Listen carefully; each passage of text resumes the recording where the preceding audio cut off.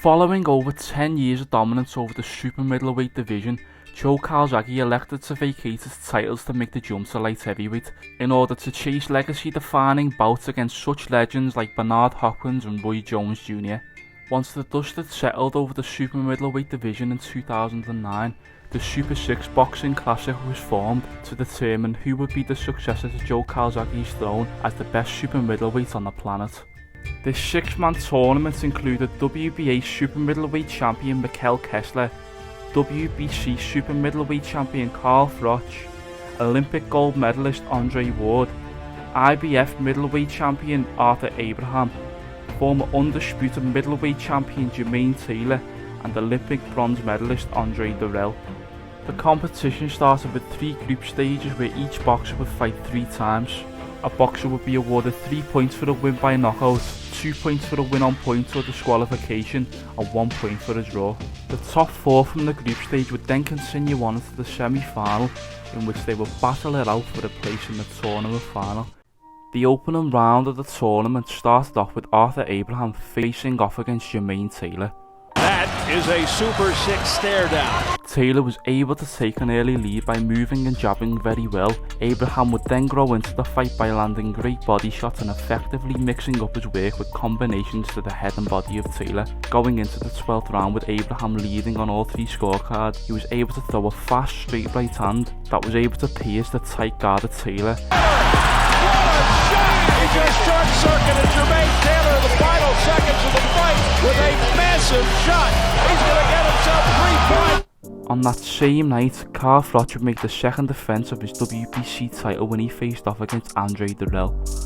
In an exciting action-packed fight which appeared if it could go any way on the scorecards, Froch chased the very agile Andre Dirrell, with a lot of Froch's offence missing wide of the mark, but Froch was able to move forward for all 12 rounds as the aggressor, throwing many combinations while Dirrell counter-punched extremely well, but this was simply not enough on the night for the young American.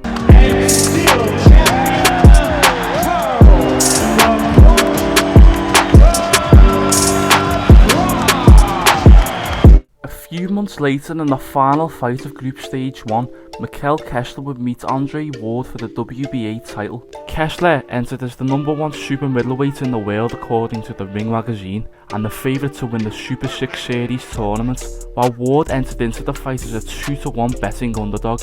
Against Kessler, Ward displayed confidence, speed and a tremendous jab, which he worked to the head and body very nicely early on.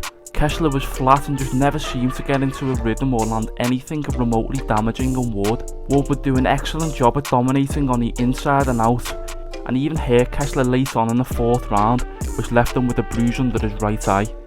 Ward would continue to enjoy large amounts of success up until an accidental clash of heads opened up a cut under Kessler's right eye in the 10th round. Although Kessler complained about the dirty tactics from Ward to the referee, Jack Reese stopped the fight and sent the bout to the scorecards with 1 round remaining. That they're going to the scorecards. The reason for that is it was the cut that was created by that second clash of heads. By way of technical decision, Andre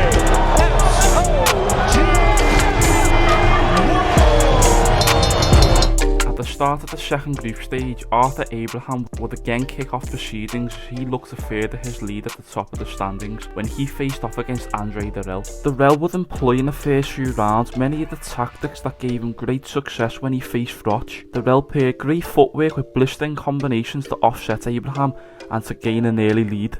With Abraham coming off second best in many of the exchanges, he then began to take the fight to Dirrell, only to be caught with a perfectly timed left-hand counter that sent Abraham crashing to the canvas. unbelievable!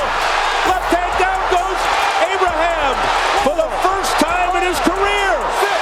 Following the knockdown, Abraham would begin to charge at Dirrell at any given moment, only to be met with a left hand that was catching Abraham in the face far too often than he would have liked. But the momentum of the fight began to turn in Abraham's favour as he began to find his range and was backing up Dirrell, and Abraham scored a knockdown of his own, only for the referee to rule it a slip. Following this, Abraham began to unload a barrage of stinging shots on a regular occurrence. Dirrell would be on the canvas again, only for Abraham to hit him when he was down, and the referee called off the action and disqualified Abraham. He is the winner by way of disqualification, the Matrix.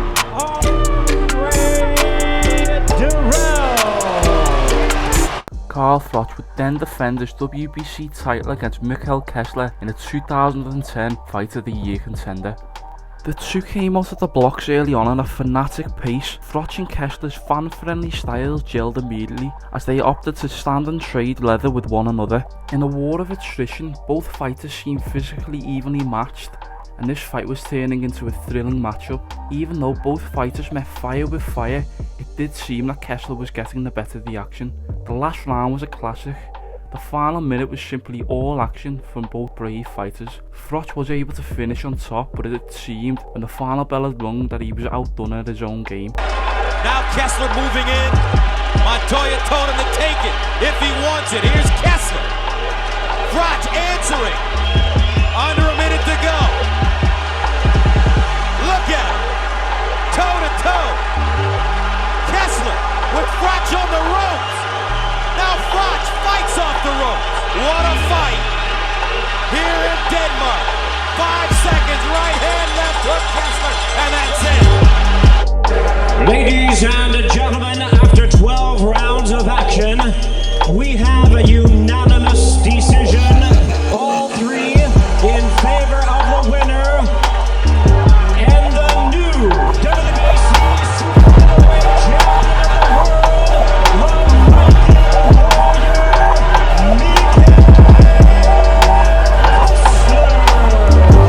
In the final fight of Group Stage 2, Andre Ward would make the first defence of his WBA title against Alan Green, who had replaced Jermaine Taylor, who had pulled out of the competition following his KO defeat to Arthur Abraham.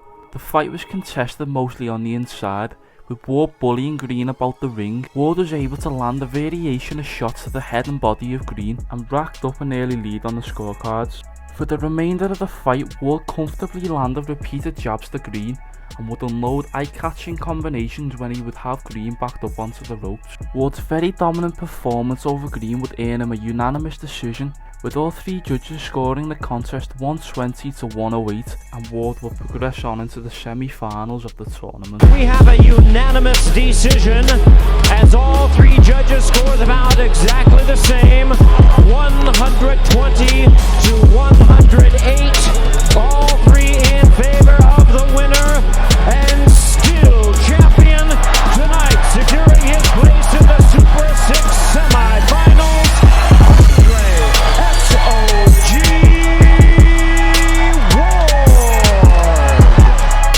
Going into the final group stage, there was a number of adjustments to the tournament, as Kessler pulled out of the competition and was replaced by former Fighter of the Year Glenn Johnson. Glenn would kick off Group Stage 3 when he faced off against Alan Green. The Road Warrior was able to turn back the clock with a performance that gained him victories over fighters such as Roy Jones Jr. and Antonio Tarver. Johnson was able to catch Green with a combination of unanswered punches that sent him to the canvas in the 8th round, and the referee would call off the fight. 8! He gets up barely at 8! And it's over!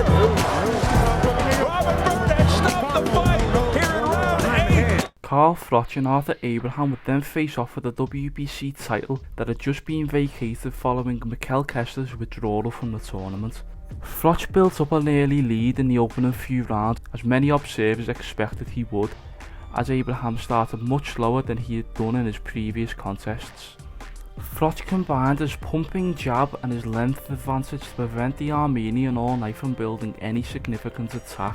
Froch was able to simply outclass a slow and very tentative fighter in Abraham, who only seemed to have one game plan all night. Carl Froch's movement, speed and boxing frustrated and dominated Abraham, allowing Froch to recapture the WBC Super Middleweight title. The scorecards read 120 to 108 and 119 to 109 in Froch's favour.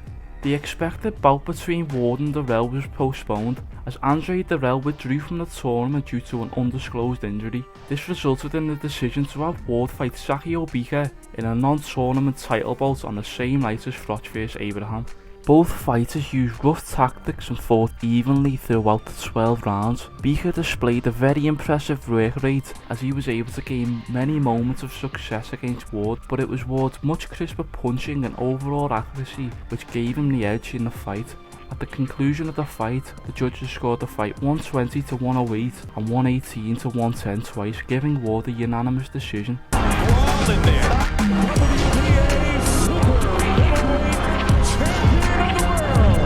At the conclusion of the group stage, Andre Ward had top proceedings with 6 points, followed by Carl Froch, who was in second place with 4 points, closely followed by Abraham and Johnson, who were on 3 points each. In the first semi-final, Andre Ward would defend his WBA title against Arthur Abraham, while Carl Froch would make a defense of his WBC title against Glenn Johnson. Following 3 group stages and a Fight of the Year contender, it was now time for the semi-finals of the Super 6 Boxing Classic.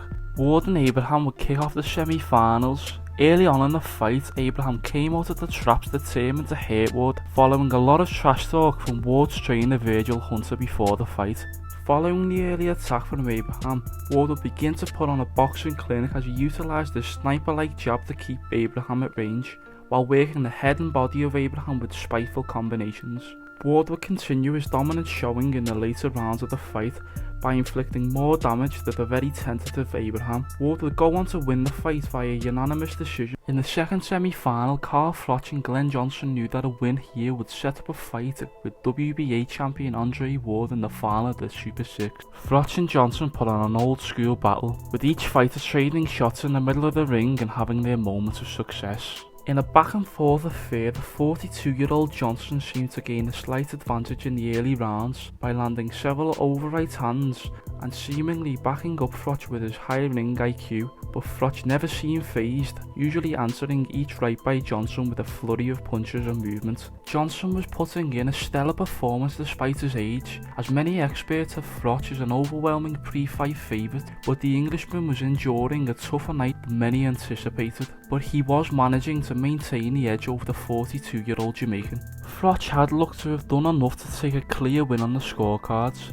but a majority decision was returned as one judge called it level at 114 to 114, however the other two had it to Froch at 117 to 111 and 116 to 112 to put him through to meet Andre Ward in the tournament final. A final between Ward and Froch was set for the unified WBC and WBA super middleweight titles, and most importantly the title of the best super middleweight on the planet was up for grabs. Early on in the fight, it was a tale of the battle of the jabs between both Ward and Froch. When the two would meet on the inside, it was Ward who performed the better of the two, as he was able to land repeated left hooks to the head of Froch. This was the biggest factor in the fight going into the middle stage of the fight. As the fight wore on, it was Ward who built what appeared to be a big lead, and finally in the later rounds, Froch would come on strong as he looked to mount a comeback, but he was never able to land any of his trademark right hands. And when the fight came to a close, Ward was given the victory by a unanimous decision, and in doing so he captured the Super 6 Boxing Classic trophy, cementing his place as the best super middleweight on the planet.